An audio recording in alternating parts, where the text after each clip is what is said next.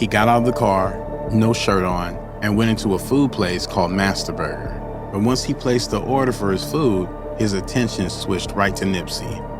At this point, Nipsey was still in the parking lot talking to two of his friends when Holder approached. He started shaking everyone's hand, including Nipsey. Yeah, whoa. I need an ambulance! I need an ambulance! It's the House Department of Business. Is this a business? I got it. Yes, ASAP ambulance! We need ambulance ASAP! I have your phone number. Yes, What's yes, the emergency? yes! Oh, goodness! What's the emergency? Oh my God! What is the emergency?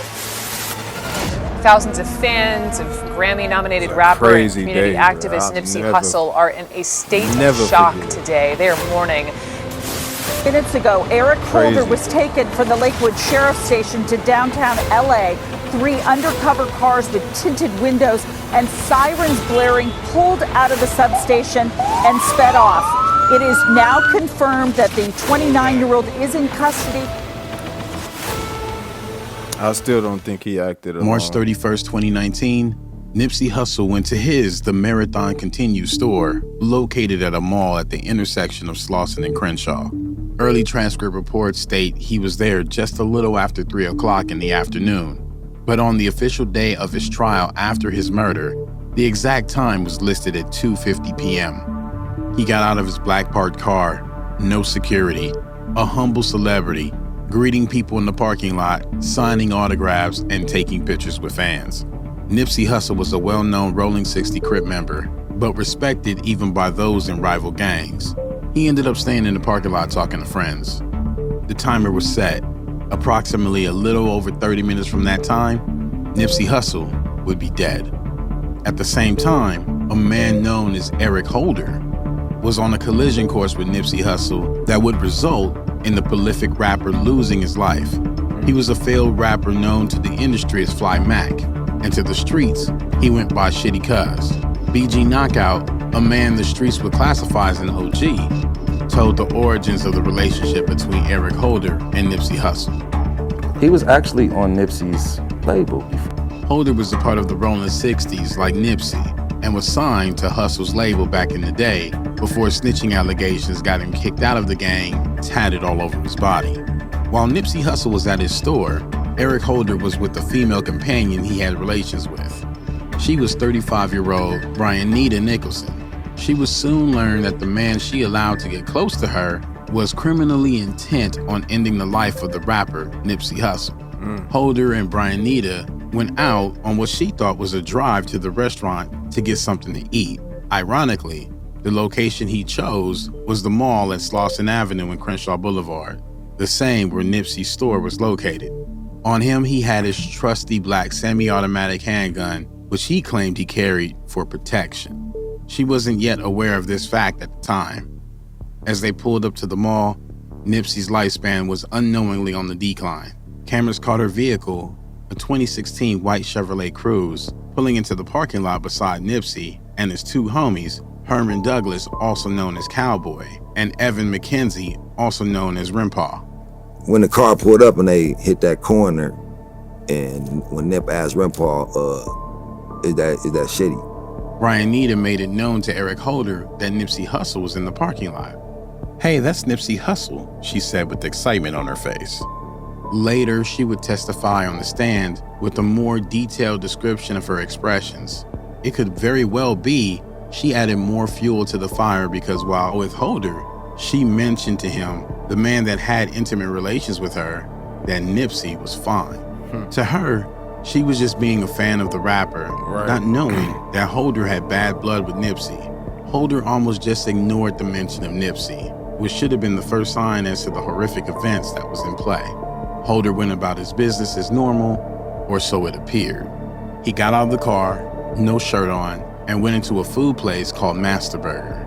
But once he placed the order for his food, his attention switched right to Nipsey. At this point, Nipsey was still in the parking lot talking to 2 of his friends when Holder approached. He started shaking everyone's hand, including Nipsey. The conversation lasted several minutes before Brianita failed to assess the situation. instead coming to Nipsey for a picture. That's when her instincts should have kicked in. Brianita then claimed to barely have heard the conversation of snitching coming up, with Nipsey almost just brushing Holder off like a friend you no longer had ties with. At that point, Nipsey's life was growing closer to being taken. Brianita explained that right then, she noticed something different. Nipsey's demeanor was cool, chill, but Holder, his emotions began to spike as he got a bit agitated. Cowboy, one of Nipsey's close friends, right there with him, expanded on the conversation. He stated that Nipsey was telling Holder there's word on the streets that paperwork on him is floating around. In the gang culture, snitching is not tolerated. You lose all credibility, and worst case, you can lose your life. Maybe due to past affiliations, Nipsey tried to give him an out instead of dealing with him by the street code. According to Cowboy, Nipsey calmly said, "I haven't seen the paperwork. You need to take care of that." Another witness gave an even more heartbreaking account of his statement. It was if Nipsey still had love for someone he once called his brother and just wanted him to get himself straight with the rumors floating around. Later in an interview, Cowboy also recounted the sentiments of the witness. Nipsey held no malice in his heart. Nipsey Hussle was composed, not trying to give Holder any more time than he already had taken up. He turned from the conversation toward Brianita, who he saw as a fan, and asked if she wanted a picture. Of course, she agreed. That was the last picture Nipsey would ever take. Moments later, Holder went back into Master Burger to collect his meal. He returned to the car and told Brianita to circle around back, brandishing his weapon. After questioning his motives, Holder laughed it off and directed her to pull up at a spot to the back where he could eat his meal. She complied, but soon after he put aside his meal and made his way out of the vehicle. Little did she know, Holder was on a mission to end Nipsey's life. He made his way through the mall, right to where Nipsey and others were talking, and opened fire with 2 guns, a .40 caliber semi-automatic handgun and a revolver. From those guns, he shot Nipsey approximately 10 times. A brazen and violent act. Surveillance cameras in surrounding businesses show Holder not shooting Nipsey on 1 occasion, not 2 occasions, but 3 times as he leaves and doubles back to finish the job and kicking Nipsey in the skull before running back through the alley. Holder is heard telling Nipsey, "You're through," before carrying out the act. Nipsey reportedly said the last words to Holder, "You got me."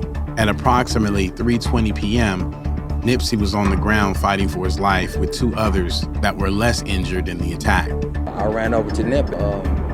Nipsey fought the whole way. He was breathing the whole time, had a pulse, in and out of consciousness, but he fought hard. Paramedics arrived on the scene to a bleeding Nipsey on the floor, unconscious. Only a couple minutes left before Nipsey Hussle would be gone. Paramedics tried to resuscitate the wounded rapper, continuing their efforts as the ambulance stretchered him to the ER. Unfortunately, Nipsey would succumb to his injuries upon arrival at the hospital between 3:20 p.m. when he was shot and 4 p.m. Nipsey was hit in his head, chest, abdomen, and foot, with bullets said to have severed his spine and punctured his lungs. The world was in mourning, sharing their sadness in order to cope. While medics picked up the others that were shot, I'm telling you, Holder was making his escape. Holder made his way through the alleyways where different surveillance cameras caught him carrying both murder weapons right back to the car where Brianita was parked. Frantic, she asked what was going on, not knowing Holder just targeted Nipsey Hussle. Holder, in rage, told her she'd receive a slap if she didn't drive. That night, Brianita allowed Holder to stay at the house of her and her mother before booking him a motel the following day. At this time, claiming to not connect Holder to Nipsey Hussle's incident. But word spread through the streets, and now not only his life was in danger, but everyone around him. His family was rumored to be targeted, and his brother crumbled under the pressure, taking his own life. Most of them, I think his little brother killed himself. The LAPD was quick to put out information on Holder's arrest, and his luck would run out. On April 2nd, after the bulletin was posted, officers were tipped off about the possible whereabouts of Holder in the vicinity of Bellflower. He was tracked down and apprehended to face charges for the hit in 2 attempts, along with the count of possession of firearms by a felon assault, and assault with firearm. Everything was stacked against him. There was no dodging. He was the trigger man behind Nipsey's demise. But the big question was if he could get away on manslaughter, or did he premeditate the act, which would fall under first-degree murder and get him sentenced to life. Holder's legal team tried to spin the situation as a crime of passion, which means he didn't intend to take Nipsey's life, but in the heat of the moment being called a snitch, he lost control and committed the act. Before he could find out his fate, prisoners made sure to get some type of revenge, brutally beating Holder unconscious in a holding cell, slicing him with a razor, leaving him with a swollen eye and staples. The jury gave a second beating, this time legally.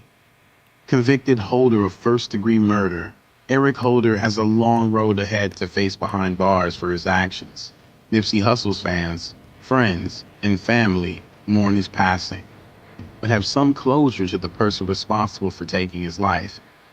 He might be gone, but his legacy lives on. Legacy would definitely live on. Nip was also different, man. R.I.P. to Nip. I think between him and Kobe's passing, you know, them was the two that hit, like, you know, in the same, like, caliber. Not to, like, compare, like, don't get me wrong here, but I'm saying in the sense of how I felt, like, I'll never forget this day. Like, it was almost the same feeling I had when I found out about Kobe, if that makes more sense. Again, never be forgot. It almost felt fake. It was just like, nah, like, you know what I mean? Because you see how he was moving and all the stuff he was doing in a positive rim, in a positive way, and you seen the direction he was going and trying to change, and, you know, all the programs and stuff he was putting in place. I mean, you clearly seen a different side of him, kind of leaving the street side alone. You get what I'm saying? So when the news broke, it kind of just felt unreal. It kind of was one of those times where it was just like, what? Like the same, it was like the Kobe situation. When I found out about Kobe, I was like, what? And he passed away doing what I was getting ready to do for my birthday, actually, you know what I'm saying, at the time. So, which was crazy. That was canceled for us right away when we heard about that, but I was actually supposed to go on like a helicopter ride for my birthday that following, I think, I forget it was like right around the corner though, but I was like, nah, I'm good, you know what I mean? Was just too close to home for me. So, but yeah, Nip was different, man. That was one of the days where you just, you know, you cried, and you never met this man a day in your life. You didn't know him, but you cried. You shed the tears. You felt that remorse. You felt that, like everybody felt that same emotion. You get what I'm saying? It was crazy to this day. Listening to his music sometimes it's hard. Like some of my favorite songs is hard to listen to now. Before it was just like another day, but now it kind of everything that's about Nip, it remind you of that day. At least for me it does, honestly speaking.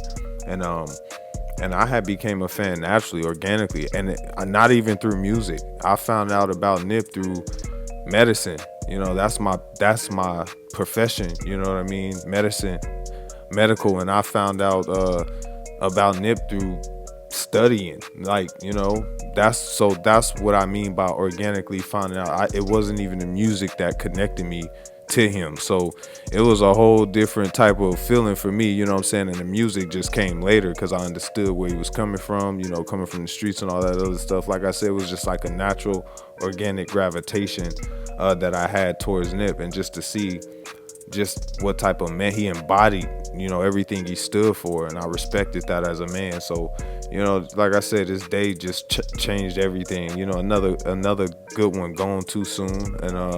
And again, you question what could have been done if he's still here. All the stuff he had going on, all the emotion he had, man, what if he was still here? I always wondered that, man. All the great stuff and great things that will be put in place, you know. So you know, again, man, RP, man. You'll never be forgotten, man. Y'all already know how I go, man. I'm checking out. Peace. Yeah. Whoa.